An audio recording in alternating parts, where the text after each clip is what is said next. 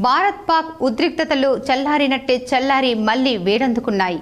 America మరికొన్ని దేశాల దౌత్యంతో రెండు దేశాల అంగీకారంతో శనివారం సాయంత్రం 5 గంటల నుంచి కాల్పుల విరమణ అమల్లోకి వచ్చింది.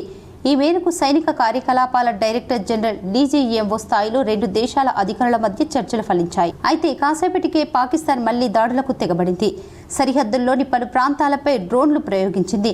మన సైన్యం వాటిని సమర్థంగా నిలువరించింది. భారత విదేశీ వ్యవహారాల శాఖ కార్యదర్శి విక్రమ్ మిశ్రీ సాయంత్రం 6 గంటల సమయంలో కాల్పుల విరమణపై ప్రకటన చేశారు.